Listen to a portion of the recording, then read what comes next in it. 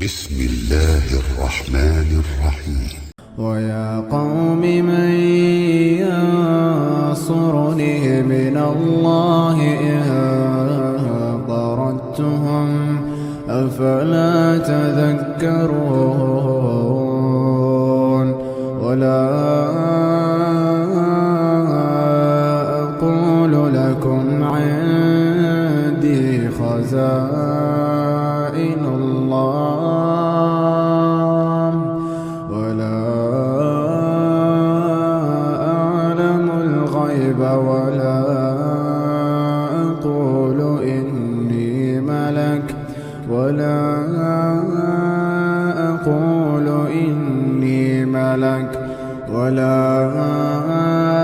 أقول للذين تزدري أعينكم لن يؤتيهم الله خيرا الله أعلم بما في أنفسهم إني إذا لمن الظالمين. قالوا يا نوح قد جادلتنا فأكثرت جدالنا فأتنا بما تعدنا إن كنت من الصادقين. قال إنما يأتيكم به الله إن شاء وما أنتم بمعجزين ولا ينفعكم نصحي إن أردت أن أنصح لكم إن كان الله يريد أن يغويكم هو ربكم وإليه ترجعون. أم يقولون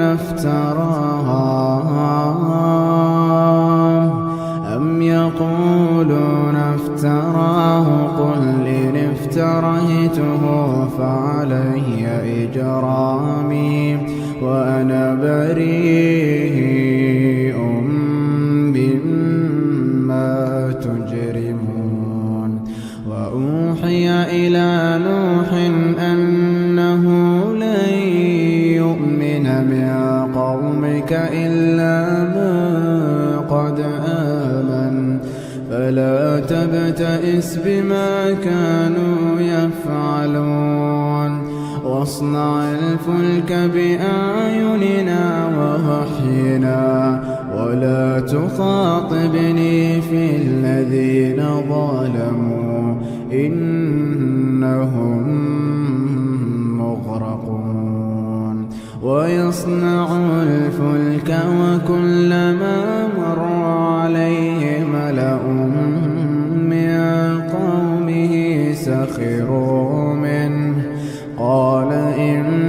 تسخروا منا فإنا نسخر منكم كما تسخرون. فسوف تعلمون من يأتيه عذاب يخزيه ويحل عليه عذاب مقيم. حتى إذا جاء أمرنا وفارت النور قل نحمل فيها من كل زوجين اثنين وأهلك إلا من سبق عليه القول ومن آمن وما آمن معه إلا قليل. وقال اركبوا فيها بسم الله مجريها ومرساها إن ربي لغفور غفور رحيم وهي تجري بهم في موج كالجبال ونادى نوح ابنه وكان في معزل يا بني اركب معنا ولا تكن مع الكافرين قال سآوي إلى جبل يعصمني من الماء قال سآوي إلى جبل يعصمني من الماء قال لا عاصم اليوم من أمر الله قال لا عاصم اليوم من أمر الله قال لا عاصم اليوم من أمر الله قال لا عاصم اليوم من أمر الله إلا من رحم وحال بينهما الموج فكان من المغرقين وقيل يا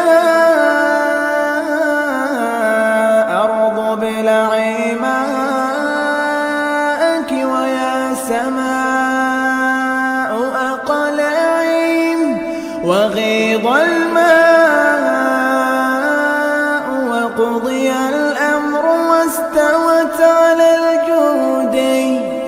وقيل بعدا للقوم الظالمين ونادى نوح ربه فقال رب إن ابني من أهلي وإن وعدك الحق وأنت أحكم الحاكمين قال يا نوح إنه ليس من أهلك إنه عمل غير صالح فلا تسأل ما ليس لك به علم إني أعظك أن تكون من الجاهلين قال رب إني أعوذ بك أن أسألك ما ليس لي به علم وإلا تغفر لي وترحمني أكن من الخاسرين قيل يا نوح اهبط بسلام منا وبركات عليك وعلى